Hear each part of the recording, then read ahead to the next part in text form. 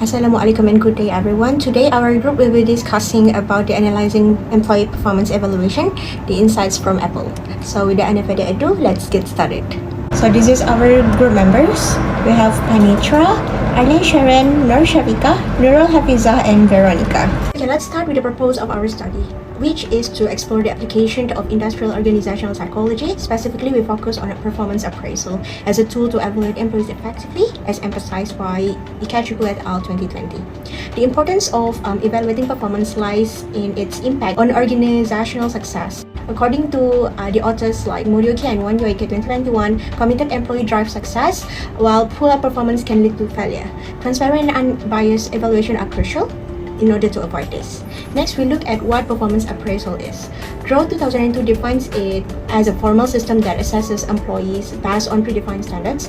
It's a way to provide feedback for improvement and to align employees with the organizational objectives. We also examine procedures in performance appraisal. Typically, supervisors evaluate employee using standardized criteria, and the results are discussed to guide improvement. Lastly, let's highlight basic appraisal methods. The rating scale uses numeral ratings with categories like outstanding or needs improvements, while the checklist method uses simple yes or no columns to evaluate performance. With that, let's move on to the next section for more details. Next is our literature review. It looks at the importance of evaluating employee performance. This process is key to improving how employees work and aligning their goals with the company's objectives. We also explore different perspectives from authors or scholars, which highlight how companies approach this topic in various ways. Let me share the views of some authors. From the perspective of Abu Zaid 2018, this author says that performance appraisals are a systematic way to compare employees' work with set standards. This helps organizations identify areas where employees can grow and improve. The next one is Tiwari 2020. This author sees performance appraisals as a way to improve communication between employees and employers. He believes it can solve work issues and boost productivity. And the last but not least is Lama et al. 2021. This author focuses on how appraisals help in human resource decisions like salary adjustments, training needs, and spotting poor performance. Okay, apart from that, some authors also share some similar views, just like Growth 2002, Aswatapa 2002, and Randall 1991, which they agree that performance appraisals assess things like job knowledge and leadership skills. They also believe that the goal is to check if employees are performing at their best and to find areas where they can improve. To sum up, scholars provide different ideas about performance appraisals. Each method has its own benefits, but they also show how important this process is for helping employees grow and supporting company success. I will continue discussing about the three types of employees' performance evaluation. The first one is self-evaluation. This allows employees to assess their own performance, fostering personal growth and goal setting. They reflect on achievements, challenges, and areas for improvement to help them grow and align their work with the company's goal. Tools like templates and performance software support this process. The next is peer evaluation. This involves employees giving feedback about their colleagues. It shows how well they work together and highlights area for improvement. Tools like anonymous surveys and evaluation form encourage honest feedback. The last one is 360-degree feedback. This gathers input from peers, subordinates, and self-assessments. This approach enhances self-awareness and accountability by providing a complete view of performance. Questionnaires and proper feedback analysis help identify strengths and area for improvement. Moving on to the importance of assessing employee performance. First, it creates formal documentation that serves as a reliable record for decisions like promotion and termination. This transparency protects organizations from legal disputes and helps HR identify productivity trends. Second, it facilitates better communication between employees and managers by encouraging open feedback and clarifying expectations. This builds trust, improves relationships, and reduces misunderstanding.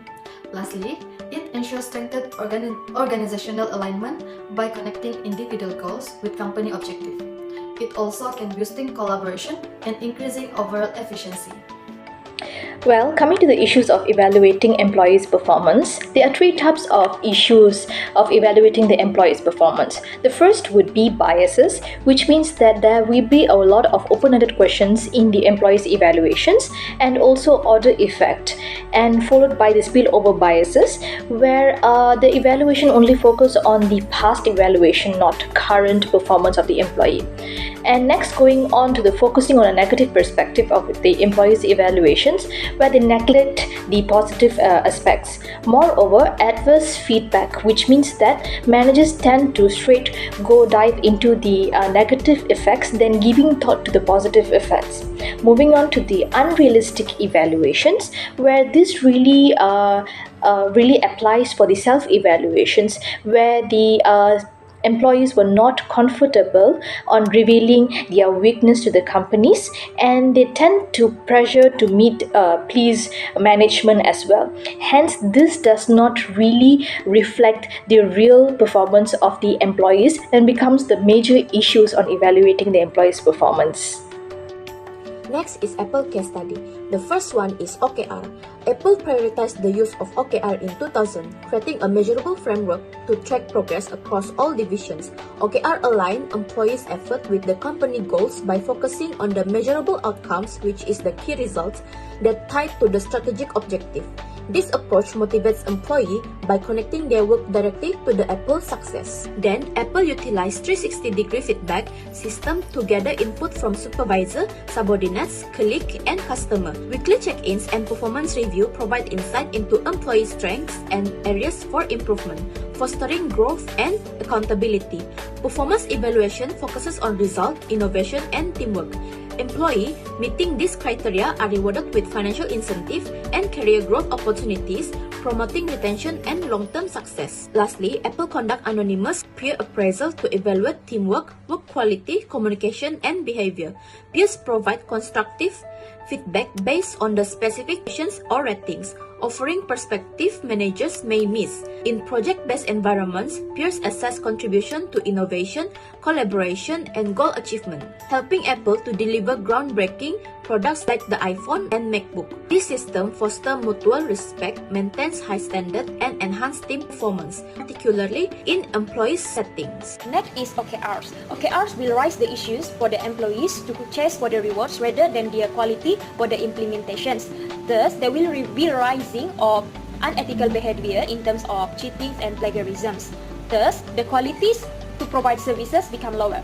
Moreover, different departments have different setting of OKR, whereby it will lead into decentralization for the original missions of Apple itself. So our group proposed recommendations whereby the management can improve the indicator for this OKR by adding collaboration as one of the score for the employees' performance. Thus, the employees can do flexibilities to prioritize the important area in their performance. Moreover, continuous communication is crucial for both management and the employees to ensure the OKR is centralized among the department.